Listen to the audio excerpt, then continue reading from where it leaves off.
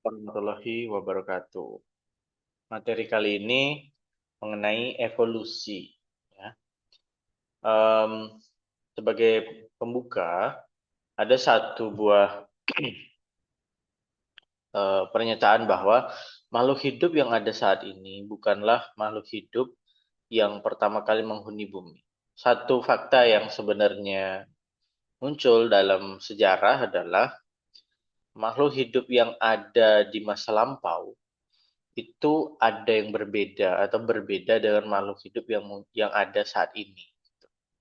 Dari situ kemudian muncullah uh, keingintahuan orang, ya, kenapa ada perbedaan itu.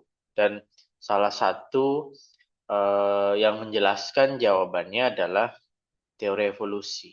Ya, di mana evolusi adalah ya, sebuah proses perubahan struktur tubuh pada makhluk hidup yang berlangsung sangat lambat. Jadi, evolusi ini berlangsung sangat lambat. Artinya perubahan itu tidak akan tampak atau tidak akan ketara apabila diamati dalam waktu atau rentang waktu yang pendek. Gitu. Dan perubahan yang dimaksud adalah perubahan pada struktur tubuh. Nah, perubahan ini kemudian akhirnya dikatakan menciptakan atau menyebabkan munculnya jenis yang baru. Nah, bicara tentang jenis yang baru atau spesies yang baru. Ya, spesies itu bahasa Indonesia kita gunakan istilah jenis. Ya. Dari jenis yang baru, jenis sendiri itu dibedakan berdasar pada morfologi. Ya, setidaknya pada awal-awal taksonomi jenis atau spesies itu dibedakan berdasarkan morfologi. Sehingga ketika disebut evolusi itu adalah perubahan struktur tubuh, artinya itu adalah perubahan bentuk tubuh atau morfologi. Maka kalau kemudian spesies itu dikelompokkan berdasarkan morfologi, maka akhirnya akan muncul spesies baru yang disebabkan oleh evolusi. Karena evolusi ini yang dimaksud adalah perubahan morfologi. Gitu. Meskipun kemudian pemahaman kita akan mulai harus dinamis setelah taksonomi atau pengelompokan makhluk hidup juga mulai didasarkan pada genetika. Tidak lagi sekedar morfologi yang dianggap sama secara morfologi, ternyata secara genetika beda jauh. Gitu ya. Dan sebaliknya, yang dianggap berbeda secara morfologi bisa jadi secara genetika sebenarnya kerabat dekat. Nah, itu evolusi. Yang paling mungkin teman-teman ini mungkin ya, karena saya tidak tahu di SMA teman-teman belajar ini atau tidak. Salah satu contoh yang dikemukakan dalam evolusi ya adalah pendapat dari Lamarck. Jadi dia mencontohkan jerapah. Jerapah pada mulanya berleher pendek menurut Lamarck. Karena sering digunakan untuk menggapai pucuk dedaunan yang tinggi, maka leher jerapah itu lama-kelamaan berubah secara perlahan-lahan. Jadi ada perubahan bentuk tubuh, yaitu leher, berubah memanjang lama dalam waktu yang lama, hingga kemudian akhirnya leher jerapah itu eh, panjang atau tinggi, yang seperti hari ini kita lihat. Sebenarnya nggak hanya leher ya, tapi juga kakinya juga tinggi.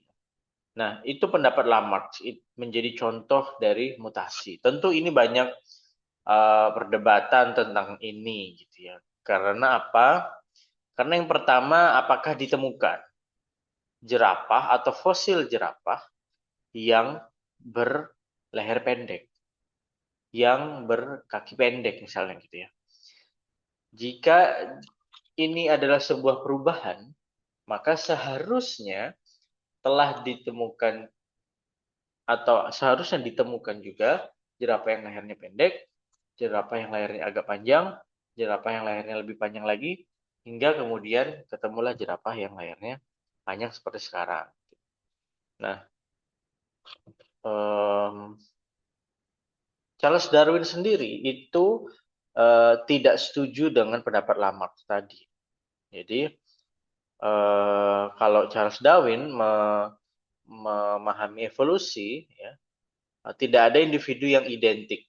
Selalu ada variasi meskipun dalam satu keturunan. Jadi meskipun satu jenis, satu spesies, antara satu keturunan dan keturunan lain itu aja sudah ada variasi gitu. Antara kakak sama adik itu udah ada variasi. Artinya variasi itu sebenarnya sesuatu yang pasti terjadi, itu alami terjadi. Setiap populasi cenderung bertambah banyak. Untuk berkembang biak diperlukan makan dan ruang cukup. Yang keempat, perkembangan populasi terbatas dipengaruhi oleh faktor makanan dan lingkungan. Jadi artinya faktor lingkungan itu juga mempengaruhi proses perubahan ini. Nah, jadi setiap individu itu lahir walaupun jenisnya sama itu akan punya sifat yang berbeda-beda. Sifat-sifat itu nantinya akan bertemu dengan kondisi lingkungan sehingga akan ada sifat yang menjadi menguntungkan, ada sifat yang merugikan. Sifat yang menguntungkan itu karena cocok dengan lingkungannya, sifat yang merugikan itu karena tidak membuat dia tidak bisa beradaptasi dengan lingkungannya. Jadi contoh orang gini, ada orang suka makan sambal, ada orang nggak suka makan sambal gitu. Ketika datang di satu tempat yang semua makanannya pedas gitu ya, sifat yang tidak suka sambal tadi itu kan akan merugikan dia karena dia tidak bisa dapat makan gitu ya. Nah, kurang lebih begitu. Jadi setiap individu itu walaupun satu spesies yang sama punya sifat yang berbeda, sifat-sifat itu nanti akan ketemu sama lingkungan dan lingkungan itu nanti akhirnya akan terjadi seleksi gitu ya. Oh, yang ini bisa bertahan di alam, ini tidak bisa. Itu kalau menurut Charles Darwin. Sehingga Charles Darwin itu membantah teori Lamarck ya. Kalau Lamarck berpendapat ini ada perubahan nih gitu ya. Kalau menurut Charles Darwin enggak, sepertinya dari awal itu memang sudah beragam. Cuman yang punya sifat yang tidak sesuai dengan lingkungan itu kemudian punah gitu ya. Yang punya sifat sesuai dengan lingkungan dia bertahan. Sehingga perubahan itu terjadi karena seleksi di alam. Itu pendapat Darwin yang membatas teori Lamarck.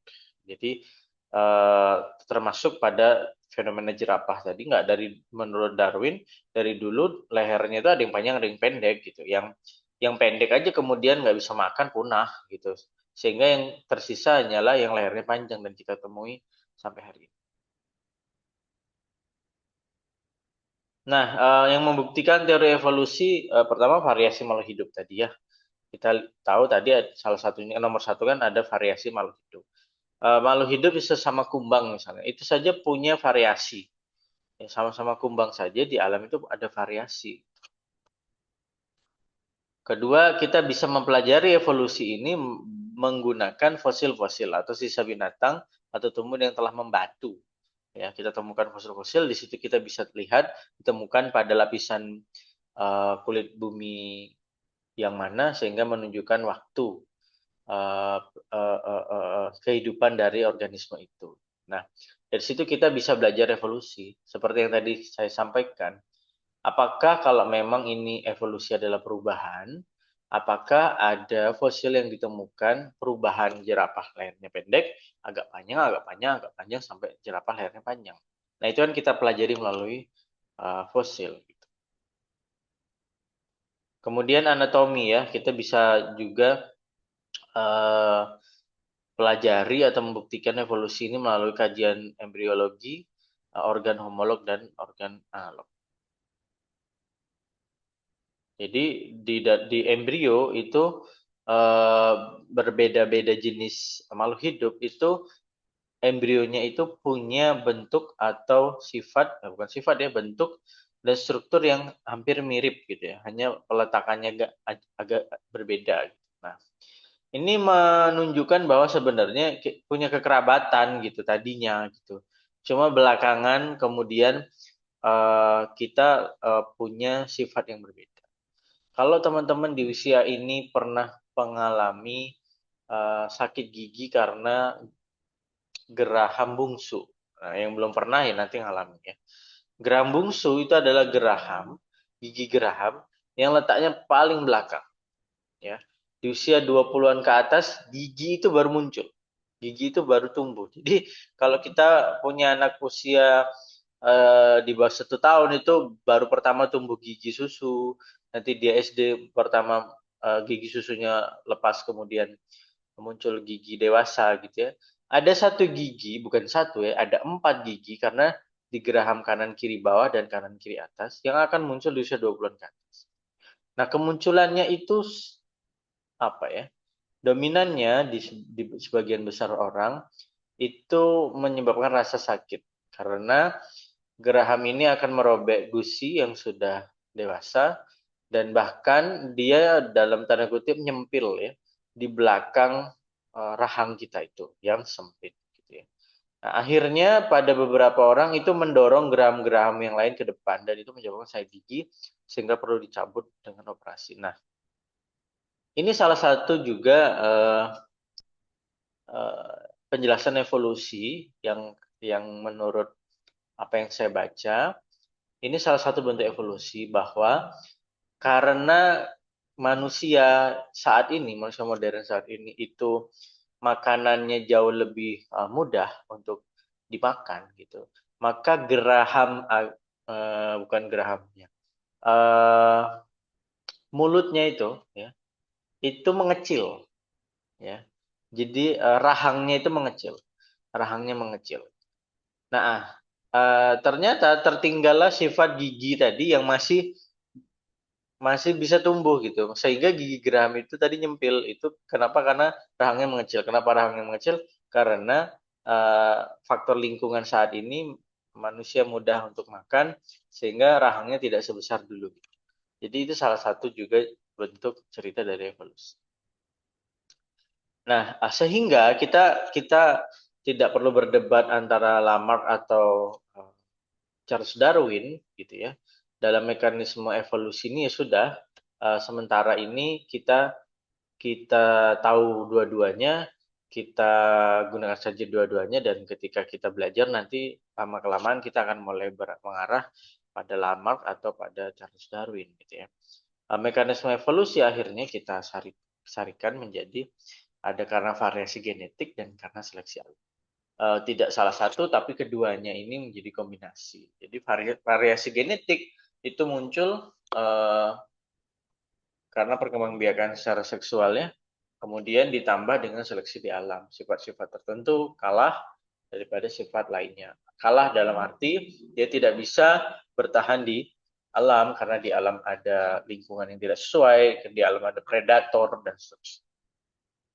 Nah, variasi genetik itu bisa muncul satu karena mutasi gen, ya. Mutasi gen menyebabkan terjadinya penyimpangan sifat individu dari sifat yang normal. Ada genetic drift, ada juga gene flow. Gene flow itu pergeseran sifat genetik antar makhluk hidup beda spesies yang terjadi karena penyerbukan. Ya. Jadi ini potensinya kecil, tapi ini ada, namanya gene flow. Kalau genetic drift itu penyimpangan genetik karena faktor lingkungan yang mempengaruhi ini ya, pembentukan gamet dan seterusnya. Jadi tidak cukup sehat sel telur atau sel spermanya sehingga terjadi kelainan kromosom kelainan genetik menyebabkan genetic drift. Jadi perubahan-perubahan itu terjadi. Kalau genetic drift itu mengarah pada gangguan sebenarnya, pada gangguan. Kalau mutasi genetik itu, dan tapi semuanya bersifat acak, itu random. Sifat yang dihasilkan itu acak, tidak bisa tertebak gitu. Dan kemudian nanti akan bertemu dengan alam, lingkungan. Nah, apakah kemudian sifat itu membawa keuntungan atau kemudian membawa kerugian pada individu tersebut. Ya, ini seleksi alam tuh banyak ya contohnya. Selain yang ada di sini, teman-teman bisa baca. Seleksi alam juga bisa disebabkan dalam penjelasan kalau di pertanian tuh ini. Serangga kok bisa menjadi tahan terhadap pestisida atau terhadap insektisida. Karena di alam sendiri serangga tersebut ya, itu walaupun jenisnya sama, itu sifatnya beda-beda kan, tadi ada variasi genetik ya. Ada yang sifatnya tahan sama insektisida, ada yang tidak tahan. Sebenarnya begitu. Nah, cuman memang dominan yang tidak tahan terhadap insektisida. Sehingga kalau kita semprot, populasinya akan drastis hilang. Kenapa? Karena dominannya tidak tahan insektisida. Tetapi sebetulnya ada sebagian kecil itu yang tahan insektisida dan dia disemprot tidak mati. Nah, karena dia tersisa di alam, dia tidak punya pesaing lagi ya, karena tadinya pesaing dia kan si pemilik sifat rentan insektisida ya, itu sudah kita basmi. Maka individu-individu minoritas ini yang tadi sifatnya tahan ini, itu karena tidak punya pesaing akan populasinya akan meningkat sehingga menjadi dominan di alam. Itu bentuk seleksinya. Ya, belakangan kemudian ketika kita semprot insektisidanya, kita melihat kok tidak ada penurunan populasi serangga ini lagi ya gitu. Sepertinya insektisidanya sudah tidak mempan gitu. Padahal ya serangganya aja yang berubah. Jadi seleksi alam pun ada yang kemudian keterlibatan kita di dalamnya.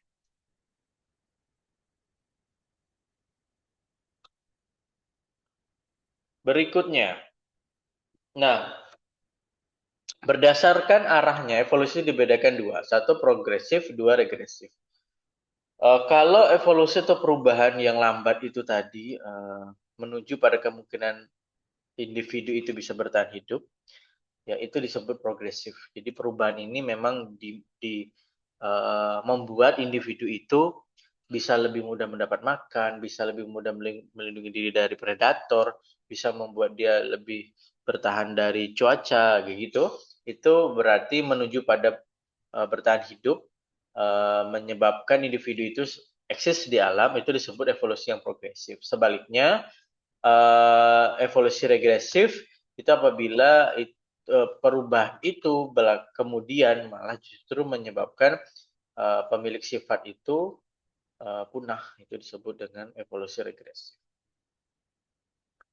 Contoh yang progresif ini ya pada burung finch yang paruhnya itu berbeda-beda tergantung dengan apa yang ia makan. Apakah dia makan daging, apakah dia makan biji kecil, dan apakah dia makan serangga dan selainnya gitu ya. Itu dianggap evolusi. Jadi gini, bukan karena kita melihat berubahnya paruh itu ya, dari pemakan biji, paruhnya lama-lama berubah pemakan daging atau pemakan serangga. Kita nggak lihat itu, tapi yang kita lihat itu disebut dengan pohon filogenetik, pohon kekerabatan. Dia yang di dalam cabang pohon ini dekat, gitu. Artinya dia punya kekerabatan yang dekat. Kalau dalam cabang ini jauh, itu diartikan dia punya kekerabatan yang jauh. Nah, apa yang menentukan kekerabatannya dekat atau jauh adalah sifat morfologi atau bentuk tubuhnya. Jadi, dia yang berkerabat dekat itu karena bentuk tubuhnya lebih banyak miripnya, gitu ya. Kalau dia berkerabat jauh, nih cabangnya menjauh gitu, itu sebab dia lebih banyak atau lebih sedikit miripnya, lebih banyak bentuk yang tidak mirip gitu. Nah, burung-burung ini itu ketika diamati morfologi ini ternyata punya kerabatan dekat nih. Dekat nih, mirip-mirip nih gitu ya. Yang beda paruhnya aja gitu. Yang sangat membedakan mereka paruhnya gitu. Sehingga kemudian diasumsikan ini sebenarnya mereka keluarga tadinya ya. Atau jangan-jangan kalau ditarik mundur lagi, jangan-jangan ini dulu adalah spesies yang sama tapi mengalami evolusi. Nah, itu kemudian bukan asumsi ya. Ya, asumsi boleh deh. Asumsi belakangan yang kemudian muncul gitu ya. Jangan-jangan ini dulu keluarga dekat. Jangan-jangan lagi dulu ini adalah spesies yang sama gitu.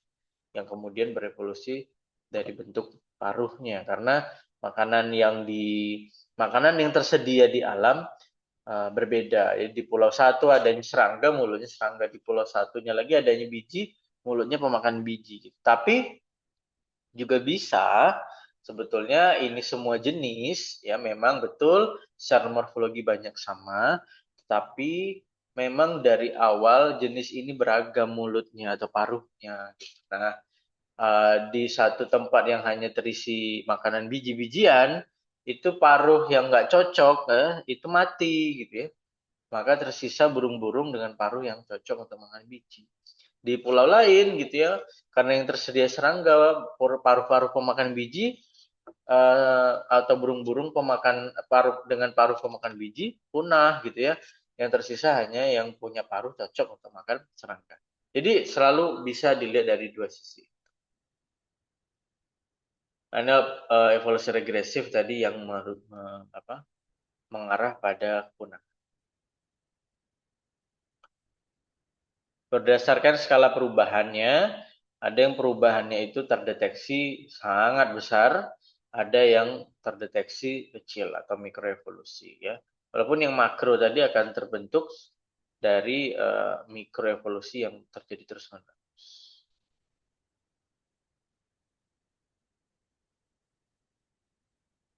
Nah, evolusi berdasarkan pada hasil akhirnya.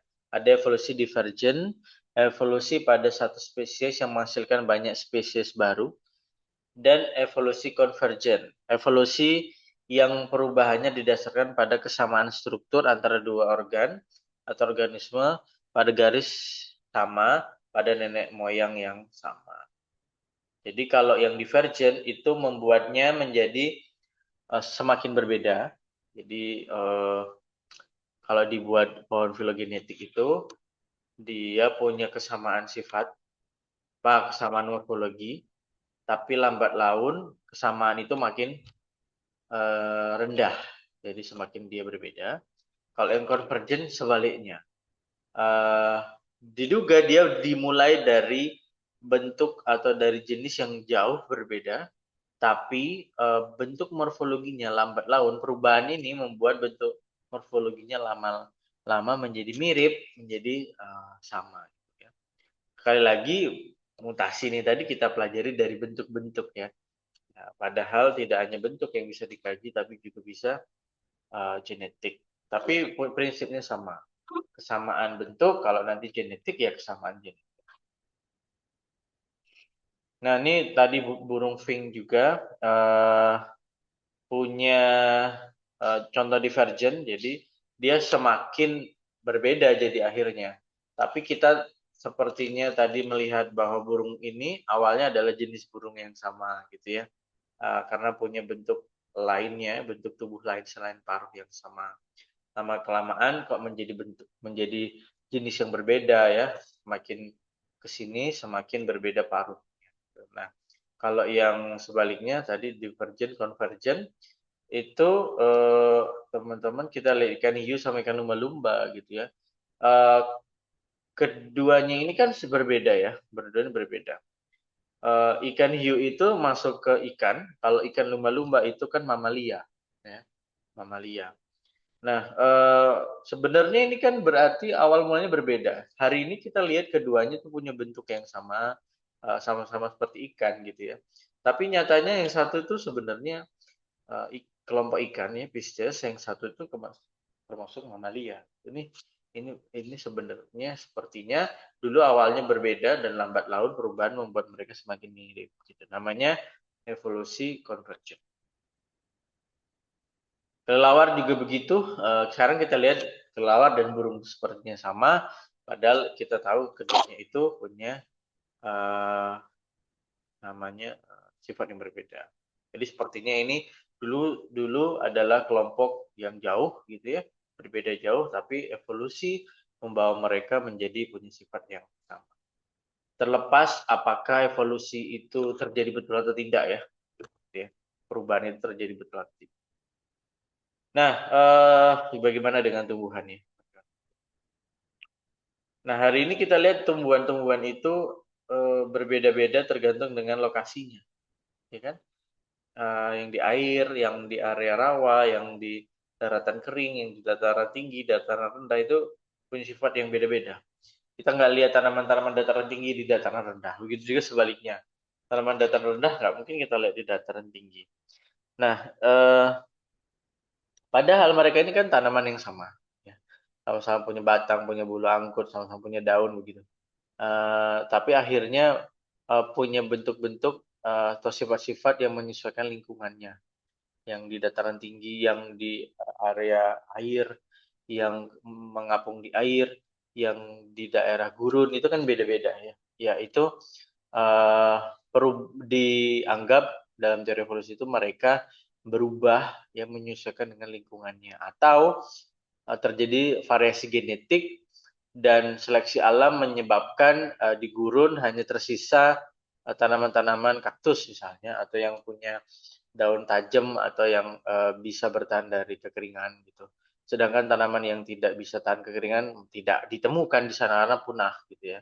Seleksi alam membuat itu terjadi. Bisa jadi seperti itu. Nah, kalau dilihat pohon filogenetiknya, semua itu mengawalinya dari alga hijau. Ya, alga hijau kemudian punya kerabat ke lumut, ya, Bryophyta, dan itu berbeda dengan tumbuhan pembuluh. Jadi Bryophyta itu tidak punya pembuluh. Kalau yang sebelah kanan itu tanaman punya pembuluh. Jadi lumut itu juga mengawali satu kehidupan biasanya. Jadi kayak yang tandus, yang berbatu itu biasanya diawali dengan lumut selama ada air dan cahaya matahari.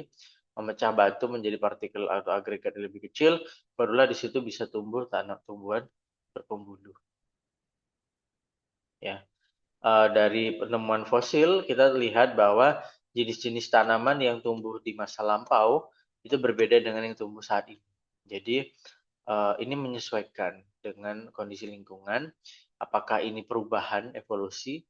Jadi bentuk spesies yang sama itu berubah-berubah, variasi genetik bahwa mereka uh, menjadi sangat beragam. Nah, setelah sangat beragam, seleksi alam kemudian menentukan mana yang eksis, mana yang punah, begitu. Hingga hari ini kita melihat jenis-jenis tanaman yang kita lihat berbeda dengan di masa lampau. Gitu ya. Ini contohnya yang lain.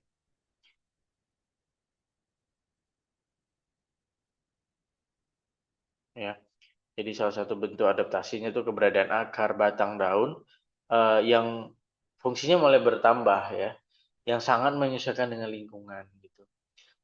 Tanaman itu sangat menyesuaikan dengan lingkungan. Apakah itu tadi sekali lagi ya bentuk perubahan atau ini sebenarnya bentuk seleksi alam. Tapi manapun itu, kalau dari cerita Lamarck maka yang kita lihat dari perubahan. Jenis ini berubah gitu ya. Tanaman jenis ini berubah menyesuaikan ketersediaan nutrisi yang ada di situ. Kalau menurut Charles Darwin, jenis ini punya variasi genetik, ya keturunannya menghasilkan variasi genetik yang beragam sekali variasi genetiknya. Nah, setelah beragam, seleksi lingkungan terjadi, menyebabkan sebagian punah dan sebagian tersisa. Hingga hari ini yang kita lihat itu yang tersisa. Jadi dari dua sudut pandang itu.